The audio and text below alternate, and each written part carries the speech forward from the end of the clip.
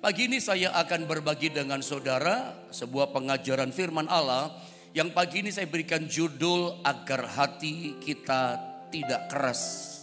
Kemarin kita sempat belajar dalam Yeremia ya pasal 17 bahwa ayat yang ke-9, seringkali hati kita ini menipu kita. Hati itu licik, lebih licik daripada segala sesuatu. Tanpa sadar kita ditipu sama hati kita. Kita merasa baik-baik saja rohani kita, berkenan kepada Tuhan. Udah bener kita ini, udah majority dewasa rohani kita. Gak taunya di mata Tuhan, kamu masih kanak-kanak. Ingat, kanak-kanak rohani bagaimana? Semua serba disiplin dari luar. Harusnya kita itu bertumbuh disiplin dari dalam. Orang belum nasihati kita, kita udah berubah. Gak tunggu ditegur keras, kita udah tahu dari perkataan kita. Dari cara kelakuan kita tahu, aduh aku masih kanak-kanak. Dari cara kita ngomong, Anda bisa bedain kan anak-anak ngomong sama orang dewasa ngomong. Dari kata-kata saya sudah tahu. Dari cara berbicara, ternyata belum dewasa, masih kanak-kanak. Hati itu licik. Makanya jangan merasa nyaman. Pagi ini saya bagikan sama saudara, agar hati kita tidak keras, bagaimana caranya. Sekaligus kita bisa mendeteksi, oh ternyata aku ini orang keras hati. Ada banyak orang Kristen tanpa disadari gini ya. Dia bukan bertumbuh dalam kelembutan hatinya, justru dia bertumbuh dalam kekerasan hati. Makin lama bukan makin lembut hatinya. Ternyata begini, makin lama tidak sadar, makin keras. Cilaka, murka yang datang, hukuman yang datang. Kita baca ayatnya saudara ya. Roma pasal 2 ayat yang ke-5. Roma 2 ayat 5. Mari jemaat Tuhan sama-sama kita membaca ayat firman Allah ini 2 dan 3. Tetapi oleh kekerasan hatimu yang tidak mau bertobat, engkau menimbun murka atas dirimu sendiri pada hari waktu mana murka dan hukuman Allah yang adil akan dinyatakan. Sebelum saya mencoba menerangkan ayat ini secara detail kepada saudara, saya akan mulai dulu dari gambar yang pertama ini untuk memahami ayat yang ini tadi. Roma pasal 2 ayat yang ke-5 saudara ya. Perhatikan baik-baik kalimat statement yang saya sampaikan sama saudara. Bahwa ternyata Tuhan itu memakai apapun dan siapapun. Dalam apa keseharian kita demi mengikis ini loh.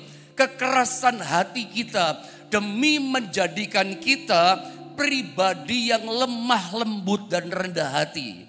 Sengaja pagi ini saya pilih kata menjadi pribadi-pribadi anak Tuhan, pelayan Tuhan yang lemah lembut dan rendah hati. Masih ingat dalam teaching pengajaran firman yang saya sampaikan sebelumnya kepada saudara. Saya banyak bicara loh tentang lemah lembut rendah hati. Lemah lembut rendah hati. Anda pernah dengar apa yang saya sampaikan? Tujuan kekristenan kita cuma satu. Goalnya cuma satu. Finishing well-nya kekristenan kita itu cuma satu di ujung di depan sana. Apa itu? Serupa seperti Kristus. Tahukah Anda? Serupa seperti Kristus, keserupaan seperti Yesus itu gak banyak-banyak. Serupa seperti Kristus itu kita wajib harus jadi seperti Yesus. Nah, wajib harus jadi seperti Yesus seperti apa? Punya 3 hal ini, lemah, lembut, rendah hati. Gak banyak-banyak, 3 ini saja. Lemah itu lawannya kuat. Jadi coba kita baca dulu deh ayat ini. Coba baca dulu Matius pasal berapa? 11 ya. Saya gak sempat catat sih ayatnya. 29. Bisakah saya minta bantuan multimedia? Ayat yang sangat kita hafal sih. Matius 11 ayat 29. Sedikit saja saya ingin sampaikan pengajaran yang pernah saya sampaikan sama saudara tentang ini. Coba sama-sama kita baca boleh ya ayat ini ya. Matius 11 ayat 29. Ayo keras keluarkan suaramu di rumah saudara. 2, 3. Pikulah kuk yang kupasang dan belajarlah kepadaku, karena aku lemah lembut dan rendah hati, dan jiwamu akan mendapat ketenangan. Pikulah kuk yang kupasang. Ada kuk, ada beban, ada tujuan, ada sasaran, Ada finishing well yang Tuhan pasang pada kita. Tuhan taruh pada kita. Apa kok itu? Tuhan suruh gini, kamu mesti belajar kepadaku. Ada bertanya, belajar apa? Tuhan tuh masternya ini. Aku ini lemah lembut. Jadi kalau kita tanya masternya lemah lembut siapa? Contoh yang paling agung, Yesus. Kita gak usah niru yang banyak-banyak dari Tuhan. Ini saja kita udah inti serupa dengan Kristus. Ini intinya gak banyak. Ya, lemah lembut dan rendah hati. Serupa dengan Kristus. Seringkali kita renungkan kan, serupa dengan Kristus seperti apa? Kan abstrak ini. Serupa seperti Kristus itu gak banyak-banyak. Kita harus jadi pribadi yang lemah lembut dan rendah hati. Ini saja.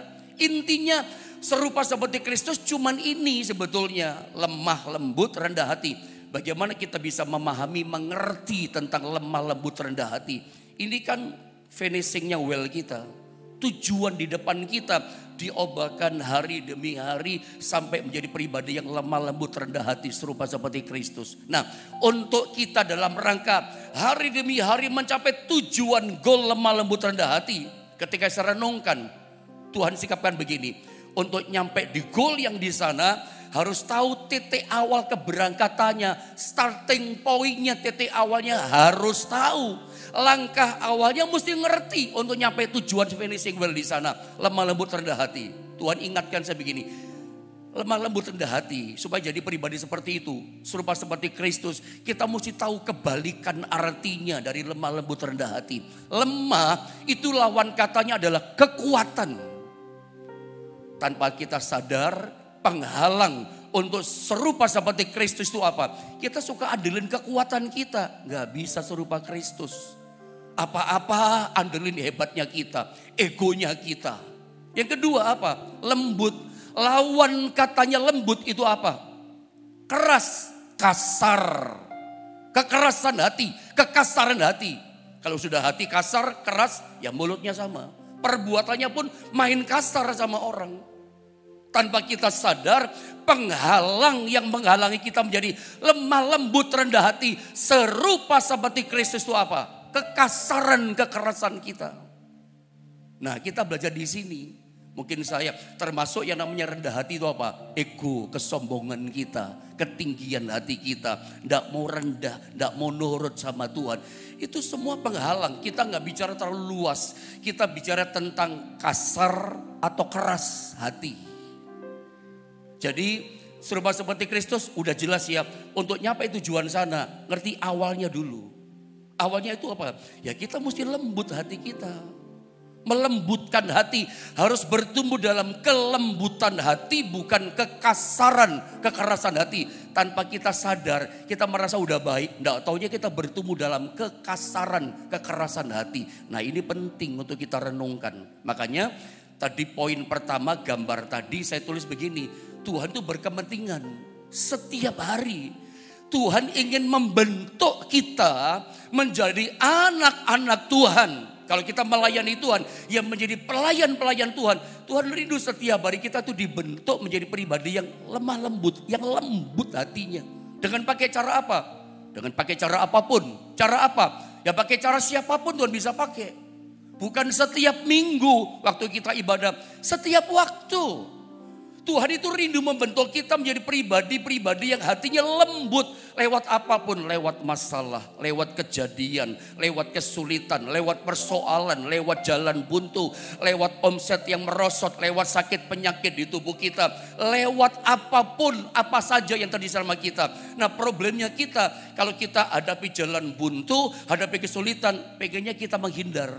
Pengennya kita lari, pengennya kita cepat-cepat ada jalan keluar, pengennya kita cepat-cepat pengen check out dari masalah kita. Padahal lewat kesulitan, lewat kasus, lewat penyakit, lewat jalan buntu, Tuhan mau bentuk kita. Untuk apa? Pribadi yang lembut, lewat apa saja, bahkan lewat siapapun Tuhan bentuk kita. Setiap waktu, lewat siapa apapun ini, ya lewat seseorang. Bisa lewat, bos kita. Bisa lewat gembala kita barangkali. Ibu gembala kita. Lewat siapa lagi? Lewat suami. Pak Pendeta Pak Pendeta tahu nggak, istri saya dalam tanda kutip kayak begitu Pak Pendeta. Bos saya itu loh, suami saya itu loh, teman pelayanan saya itu loh, dia itu loh si A si B. Lewat siapapun di sekitar kita, Tuhan pakai mereka untuk apa? Nih loh, lembutin hati kita. Tapi tidak sadar, kadang-kadang kita tidak nurut kehendak Tuhan. Justru kasarnya hati kita yang muncul, kerasnya hati kita yang ada. Tidak sadar bahwa si A, si B, si C, si bos, siapa saja saudara sekitar kita, itu dipakai Tuhan setiap waktu untuk apa? Lembutkan hati kita.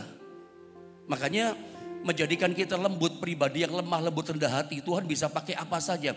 Saya kasih gambar daging sama apa itu namanya ya, palu, amartil. Ya palu lah sama aja ya. Supaya daging itu, orang saya pernah gambarkan, makan daging steak yang dibakar, yang dipanggang supaya lembut, enak makannya. Waktu dimakan tidak ngelawan gigi kita sampai sakit. Ya mesti dipukulin dulu dagingnya. Dipukul itu kan sakit, daging bok bok bok bok bok bok bok. Supaya kerasnya jadi lembut, makanya pakai martil, dipukulin. Bukan sekali lagi mukulnya. Karena memang saudara yang membentuk hati yang lembut itu gak bisa sekali jadi. Berkali-kali botol dikikis, botol berkali-kali bek bek bek bek terus sampai yang keras berubah jadi lembut. Jadi merubah jadi lembut itu udah gampang hati ini. Hati yang kasar jadi lembut itu tidak mudah. Itu butuh berkali-kali dikikis, dipukul. Itu menyakitkan. Ada cara lain enggak? Supaya daging ini jadi lembut selain dipukul. Teman saya pernah bilang, seorang chef, bisa Pak Pendeta. Bagaimana caranya? Dia bilang apa ya? Digodok. Digodoknya 8 sampai 11 jam. Udah mana sabar, mana tahan, kita udah lapar. Ya kan? Nunggu 8 jam. Kalau mau cepat ya ini, cara yang tercepat dipukulin itu. Rata-rata seperti itu. Jadi saya cuma mau ingatkan sebagai awasan buat kita bahwa setiap waktu Tuhan ingin membentuk kita lewat apapun dan siapapun orang itu di sekitar kita. Tanpa sadar kita berhadapan dengan seseorang yang aduh bikin benci kita, aduh bikin marah kita. Tapi ternyata si A, si B, siapapun di sekitar kita, itu Tuhan proses kita untuk melembutkan kita. Sudah ketemu ini, ketemu sama yang lain. Itu bukan setiap minggu, setiap waktu. Lihat gambar ini, semua buat saudara pada bagian ini. Nah, kekerasan hati, disadari atau tidak, adalah penghambat dari proses pembentukan rohani. Saya kasih gambar tanah liat, orang bikin patung. Orang yang seniman bikin patung, yang bahan dasarnya adalah tanah liat. Itu tanah liat pasti dikasih air dulu. Kalau daging tadi ada pemukulnya, pang pang pang pang terus supaya apa? Yang keras jadi lembut. Sama dengan tanah liat. Kalau tanah liat keras, bagaimana caranya tanah liat jadi lembut? Dikasih air supaya kerasnya tanah liat jadi lembut. Sehingga seniman patung atau seniman apa itu ya, seni rupa yang bikin tembikar atau bejana yang lain, itu enak tangannya membentuk tanah liat. Jadi patung ini, jadi patung Yesus, patung macam-macam, bejana mangkok, bejana kayak piala. Enak tangannya membentuk. Bukankah kita pernah baca dalam kitab Yeremia, Tuhan pernah berkata, aku penjunan kamu tanah liat. Supaya tangan Tuhan membentuk kita itu enak dan jadi pribadi yang lembut.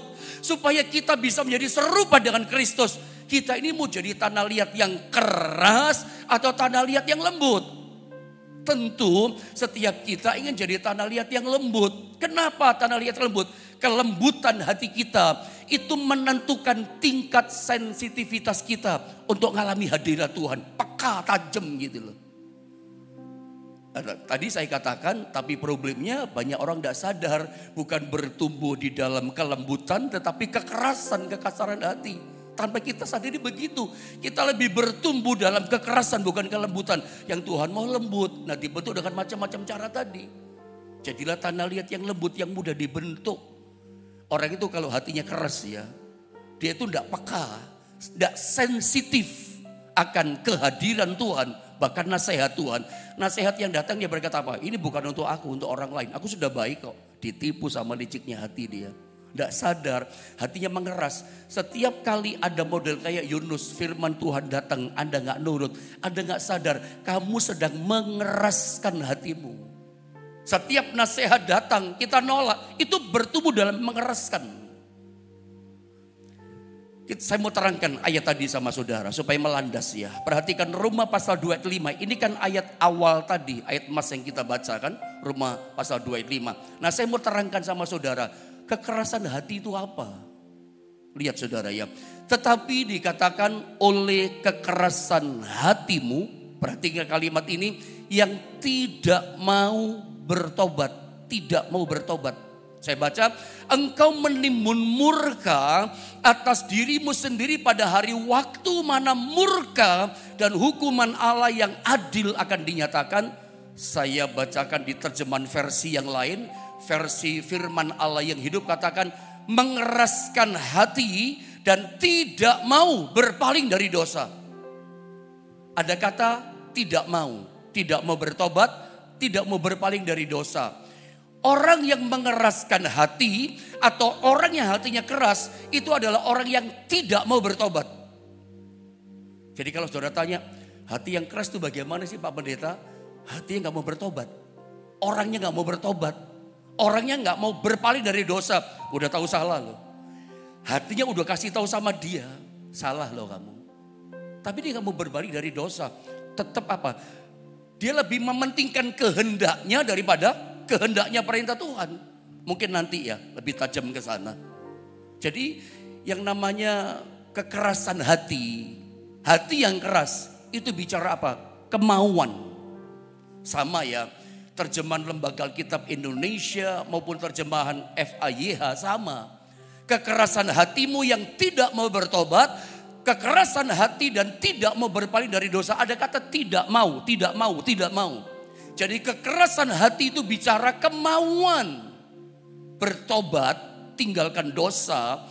Itu bukan bicara tentang bisa atau tidak.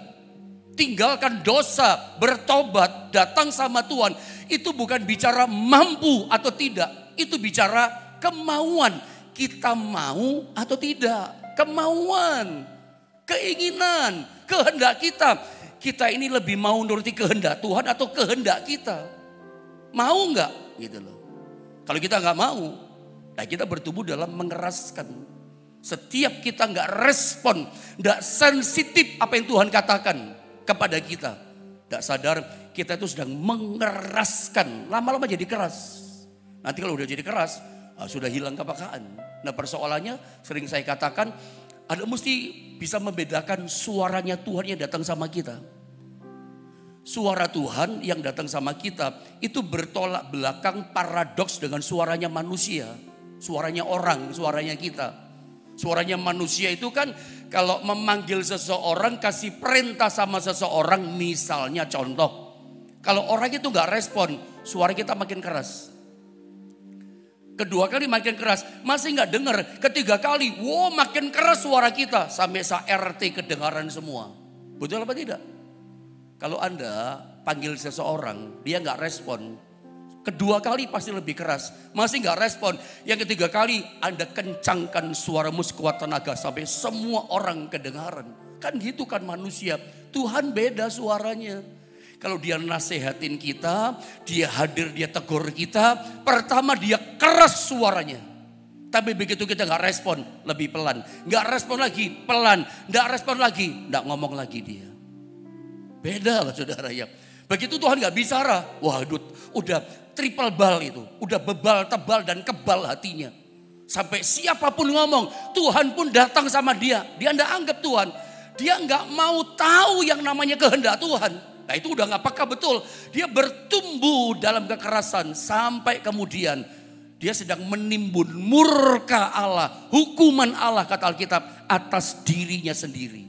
Dirinya yang kebal, tebal dan bebal tadi. Makanya bertumbuhlah dalam kelembutan. Karena kelembutan hati menentukan kepekaan, ketajaman, sensitivitas akan apa? Tuhan yang hadir melawat kita, menasehati kita. Makanya ketika bicara kekerasan hati, hati yang keras itu bicara kemauan, mau berubah enggak? Bertobat, tinggalkan dosa kekerasan. Itu bicara mau atau tidak, bukan mampu. Saya enggak mampu, enggak. Bukan bicara tentang bisa, bicara mau. Ada banyak ayat terutama di perjanjian baru. Ingat, begitu Yesus datang ke dalam dunia ini penting yang saya terangkan bagian ini. Sejak Yesus datang ke dalam dunia ini, itulah masa di mana anugerah dilepaskan oleh Bapa masuk dalam hidup kita. Saya ulang ya, sejak 2000 tahun yang lalu anugerah dari Bapa dilepaskan kepada umatnya lewat pribadi yang bernama Yesus. Setiap orang yang percaya kepada Yesus sebagai Tuhan Juru Selamat, kita itu hidup dalam anugerah Tuhan. Anda dan saya hidup dalam kasih karunia Tuhan. Nah, dengarkan, kasih karunia Tuhan itulah yang mengubah yang tadinya ketaatan itu bicara kemampuan, sekarang ketaatan itu bicara kemauan. Mau taat bukan bicara mampu atau tidak, bicara mau atau tidak. Kasih karunia merubah kemampuan menjadi kemauan. Anda mesti ngerti itu. Jadi kita nggak bisa pada masa anugerah ini berkata, saya nggak bisa Pak mengampuni, saya nggak mampu Pak. Bukan bicara kemampuan loh masa anugerah. Anugerah kasih karunia Allah itu merubah yang namanya kemampuan jadi kemauan. Asal kita mau melangkah, starting point langkah awalnya ada. Aku mau, kalau Anda mau, selanjutnya kuasa Tuhan yang bekerja. Tadi memang kita nggak mampu. Kasih Tuhan yang memampukan, kekuatan Tuhan yang menolong kita. Dia yang berperang, dia yang bekerja untuk kita. Itu dahsyatnya kuasa kasih karunia. Merubah yang namanya ketaatan tadi. Dari kemampuan berubah jadi kemauan. Ada dan saya mau atau tidak. Makanya kalau kita baca teks Alkitab khususnya perjanjian baru. Anda tidak akan pernah menemukan. Tuhan bertanya begini, kamu bisa gak? Kamu mampu gak? Tuhan sama sekali tidak ada pernah satu kata pun berkata, kamu mampu, kamu bisa. Nggak ada kata itu. Selalu Tuhan berkata, kamu mau nggak? Selalu Tuhan bicara kemauan. Mau dipakai Tuhan, kamu mau nggak? Mau diubah, kamu mau nggak? Mari saya kasih contoh supaya melandas. Yohanes 5 ayat 5-7. Ada pasti masih ingat cerita ini kan? Ada seorang lumpuh di kolam Bethesda 38 tahun. Saya pernah terangkan beberapa minggu yang lalu. Bethesda itu artinya adalah rumah anugerah. Rumah kemurahan, rumah blessing, rumah berkat. House of blessing, rumah dari berkat Allah. Orang ini Bethesda udah jadi kayak rumahnya. Tapi orang mengalami pertolongan dia tidak. Yesus khusus datang di kolam Bethesda, di rumah anugerah itu. Untuk satu orang ini yang tidak sembuh-sembuh. Tuhan mau sembuhkan dia. Saya baca ini ayat ya. Yohanes pasal 5 ayat 5-7. Apa yang Yesus katakan kepada orang lumpuh ini. Di situ ada seorang yang sudah 38 tahun lamanya sakit. Ketika Yesus melihat orang itu berbaring di situ. Dan karena ia tahu bahwa ia telah lama dalam keadaan itu. Berkatalah ia kepadanya. Perhatikan kata-kata Yesus. Perkataan Yesus. Maukah engkau sembuh? Terjemahan lain lebih tajam. Maukah engkau sungguh-sungguh sembuh? Ini pertanyaan Tuhan. Tidak bertanya, kamu gak mampu ya? Kamu gak bisa? Enggak. Maukah? Mau. Bicara kemauan. Si lumpuh bertanya, si lumpuh, mau gak kamu sembuh? Loh, ya pasti maulah. Tapi dia gak jawab mau. Kalau kita ditanya, ya maulah Tuhan, masa sih gak mau? Kok tanyanya mau? Saya udah 38 tahun. Itu kalau Anda, kalau kita. Tapi lihat si lumpuh ini ngomong apa? Di Bethesda, di rumah anugerah. House of blessing, rumah berkat. Dia berkata gini. Jawab orang sakit itu kepadanya.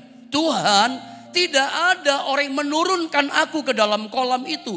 Apabila airnya mulai goncang. Dan sementara aku menuju kolam itu. Orang lain sudah turun mendahului aku. Kalau kita baca per kalimatnya, kita perhatikan dengan cermat. Dari kata-kata orang lumpuh ini ada nada kecewa sama orang. Ada kalimat yang menyalahkan orang. Ketika Yesus bertanya, maukah kamu sembuh? Maukah engkau sungguh-sungguh sembuh? Terjemahan lain. Orang ini jawabnya pakai apa ya? Logika. Orang ini menjawab pertanyaan Yesus pakai egonya. Pakai kekuatannya. Gak ada orang bantuin aku. Gak ada orang nolongin aku. Yang disalahkan siapa? Ya orang sih gak peduli sama aku. Orang gak mau bantu aku. Aku baru gini udah keduluan sama orang. Dia mulai salahkan orang. Ada nanda kecewa. Menyalahkan orang. Gara-gara dia ini loh. Tuhan gak tanya itu. Tuhan gak tanya kemampuan kok.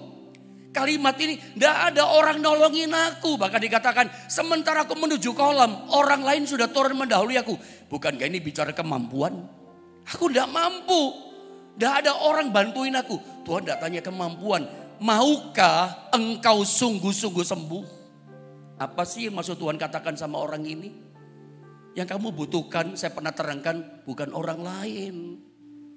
Kalau kamu mau sembuh, yang kamu butuhkan bukan orang lain. Kamu mau sembuh dan jalan sehat kembali, hatimu sehat, hidupmu sehat. Yang kamu butuhkan bukan kolam goncang atau malaikat datang goncangan kolam. Yang kamu butuhkan gini, kamu sendiri bangkit. Nanti kalau Anda baca di ayat 8 turun ke bawah, Yesus berkata gini, bangunlah, bangkitlah, angkat tilammu dan berjalanlah. Tuhan suruh apa? Kamu yang mesti bangun. Bukan salahin orang, gara-gara dia aku lumpuh di sini, gara-gara dia hatiku keras, gara-gara dia aku udah bertumbuh. Rohani kita nggak bertumbuh dewasa, nggak maturity. Rohani ada mau salahkan orang. Tuhan katakan, bukan orang yang kamu butuhkan, kamu yang mesti bangun, kamu yang mesti bangkit. Maukah kamu bangkit? Maukah kamu sembuh? Kamu mau atau tidak? Kelembutan hati itu bukan bicara tentang mampu atau tidak. Nggak mampu Tuhan saya ini orangnya keras. Maaf ya kata, memang saya tahu firman Allah ini mungkin agak enggak enak dengernya ya. Tetapi sorry ya saya katakan, apa sih mau dibanggain dari hati yang keras? Kadang saya masih mendengar orang Kristen, bahkan pelayan Tuhan masih ngomong gini, saya orangnya ya gini Pak Pendeta. Gak bisa, saya memangnya orang keras, ya gini keadaannya. Ya maaf dengan rendah hati saya berkata sebagai hamba Tuhan. Ya apa yang mau dibanggain dari kekerasan hati? Apa yang mau disombongin dari kekerasan hati? Gak ada gunanya menimbun murka atas diri kita sendiri. Anda gak akan sensitif akan kepekaan kehadiran Tuhan. Gak ada yang dibanggain dengan kekerasan hati kok. Yang Tuhan mau gini, mau gak berubah gitu. Yang Tuhan mau kan gini, lembut.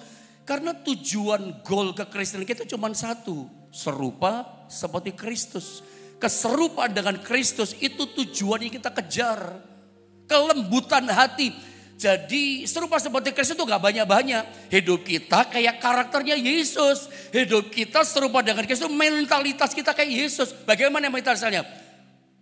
Dia melemah, mengandalkan kekuatan Tuhan bukan kekuatannya. Lembut itu dia lembut hatinya, bukan keras hati. Nanti saya tunjukkan ya, keras hati lembut seperti apa supaya lebih jelas. Dan rendah hati bukan kesombongan. Jadi 3 saja gak banyak-banyak. Inti serupa seperti Kristus. 3 ini loh sebetulnya. Coba saya tunjukkan ya contoh. Ketika Yesus berkata, belajar kepadaku karena aku masternya lemah lembut dan rendah hati. Sampai saya tunjukkan ekstrim loh Tuhan. Yesus kita, guru agung kita. Itu soal hati yang lembut. Wow, ekstrim. Ekstrim dia kasih contoh sama kita. Makanya masternya itu dia, belajar sama dia. Saya kasih contoh yang pertama. Yohanes 5 ayat 5 sampai 30 dan turun Yohanes 6:38. Langsung saya baca supaya selesai. Aku tidak dapat berbuat apa-apa dari diriku sendiri. Aku menghakimi sesuai dengan apa yang aku dengar dan hakimanku adil. Perhatikan kalimat ini. Sebab aku tidak menuruti kehendakku sendiri, melainkan kehendak Dia yang mengutus aku. Bilang sama-sama saya, kehendak. Yesus berkata, aku tidak menuruti kehendakku sendiri tapi kehendak Bapa yang mengutus aku. Terus bawahnya, sebab aku telah turun dari sorga bukan untuk melakukan kehendakku, diperjelas, tetapi untuk melakukan kehendak Dia yang telah mengutus aku. Dari ayat ini berkali-kali Tuhan berkata kehendak. Pertanyaan, apakah Yesus punya kehendak, punya keinginan? Punya dong. Yesus adalah Allah yang menjadi manusia 100%. Punya darah, punya daging, punya roh, punya jiwa, punya tubuh. Dalam yang namanya jiwa itu ada kehendak, keinginan. Yesus apakah punya kehendak? Jelas dia punya kehendak. Tetapi dia berkata begini, aku tidak menuruti kehendakku sendiri. Aku tidak mementingkan kehendakku yang kulakukan, tapi kehendak Bapa yang kulakukan. Saudara dengar baik, Yesus punya kehendak, tapi dia mementingkan kehendak Bapaknya. Inilah sebetulnya karakter yang kita perlu tiru dari Tuhan. Seringkali kita bedanya Yesus sama kita di mana? Bedanya Yesus sama kita semua tanpa kecuali di mana bedanya? Yesus itu lebih mementingkan kehendak Bapaknya daripada kepentingan kehendaknya. Nah, sementara kita lebih seringkali memuaskan keinginan kita, memuaskan kehendak kita. Kita lebih mau mementingkan apa yang kita mau kehendaki. Makanya tadi saya sempat ngomong sama saudara, Pak Pendeta nggak tahu sih, bos saya dalam tanda petik kayak gitu orangnya. Istri saya, suami saya kayak gini Pak Pendeta. Ini orang-orang di sekitar saya yang suka dekat sama saya kayak begini orangnya. Seringkali kita nggak mau melakukan kehendaknya Bapa. Yang maunya kita kehendak kita, ego kita nggak mau terima. Apalagi kalau sampai orang itu membuat kita marah, membuat kita tersinggung. Orang itu membuat kita rasanya harga diri kita jatuh. Orang itu memfitnah kita, orang itu memalukan kita, membuat malu kita di depan orang. Rasanya aduh gak bisa terima. Kehendak kita yang muncul, bukan menuruti kehendaknya Tuhan, mementingkan kehendak Tuhan, kita mementingkan kehendak kita. Itu kan yang terjadi. Bedanya kita sama master kita Yesus, sama pribadi kita. Lihat, Yesus mementingkan kehendak Bapa walaupun mati. Menyalibkan dagingnya, mengorbankan perasaannya. Dia ditikam, dia diludahin, dia dihina. Tetapi dia gak pernah berkata begini, gak mau melakukan kehendak Bapa. Saya tunjukkan contoh yang ekstrim di sini. Anda lihat, ini paling ekstrim contoh. Anda tahu cerita ini, saya gak berkepanjangan, lihat baik-baik ayat ini. Matius 26, 39, loncat 42. Maka ia maju sedikit lalu sujud dan berdoa katanya, ya Bapakku, jikalau sekiranya mungkin biarlah cawan ini lalu daripadaku. Tetapi janganlah seperti yang ku kehendaki, melainkan seperti yang engkau kehendaki. Lalu ia pergi untuk kedua kalinya dan berdoa katanya, ya Bapakku, jikalau cawan ini gak mungkin lalu kehendaknya Bapa ini, kecuali apabila aku meminumnya, kehendak Bapa tetap minum. Jadilah kehendakmu, bukan kehendakku yang penting, kata Yesus. Saudara, ini contoh yang paling ekstrim. Ekstrim banget, ekstrim sekali. Yesus itu menyalibkan kehendaknya. Kehendakmu Bapa yang terpenting. Kita lihat di contoh ini. Dan Anda jangan salah tangkap ya kata-kata yang sekarang yang saya sedang ucapkan sama saudara. Padahal kehendak Bapa sama Yesus itu banyak. Salah satunya tolong orang susah, sembuhkan orang sakit. Ya enak, siapa yang gak mau? Kehendak Bapa yang ini kita mau. Diberkati Tuhan, ditolong Tuhan, disembuhkan dari sakit kita mau. Tapi ada satu dalam tanda kutip, jangan salah tangkap yang saya katakan. Ini kehendak Bapa atas anaknya Yesus, merugikan Yesus. Jangan salah tangkap ya. Ini supaya kita punya nalar berpikir, merenungkan. Kehendak Bapa sama Yesus itu merugikan Yesus loh. Merugikan perasaannya, merugikan harga dirinya, merugikan egonya. Tidak ada yang untung sekecil apapun untuk pribadi Yesus. Semuanya merugikan, tidak ada untungnya buat Yesus. Tapi tetap Yesus berkata, kehendakmu lebih penting, bukan kehendakku. Aku nurut pada kehendakmu, tetap lakukan kehendak Bapa. Meskipun apa? Dikorbankan di harga dirinya, disalibkan dagingnya di kayu salib. Inilah lembut hati. Inilah tidak mengeraskan hati. Orang yang tidak keras hati itu adalah orang yang menuruti kehendak Bapa. Serupa seperti Kristus, itu artinya gini, kehendak Bapa yang penting, bukan kehendak kita. Saya pernah gambarkan sama saudara, lihat gambar ini. Saya kasih gambar seekor kuda. Kuda, ada satu, kalau Anda pernah nonton film-film koboi di televisi barangkali ya, atau di mana gitulah. Karena kita orang Indonesia tidak akrab dengan dunia balap kuda. Meskipun ada, tapi tidak familiar. Saya juga nggak ngerti itu, Anda juga nggak ngerti dunia itu. Ada beberapa mungkin Anda ngerti ya.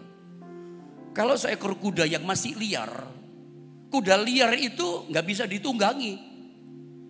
Tidak bisa dan jangan coba tunggangi. Kuda kalau masih liar itu, kuda liar itu kekuatannya hebat. Kemampuannya kuat kuda liar itu. Kalau Anda kuda liar ada coba tunggangi karena nggak bisa ditunggangi tapi Anda coba tunggangin.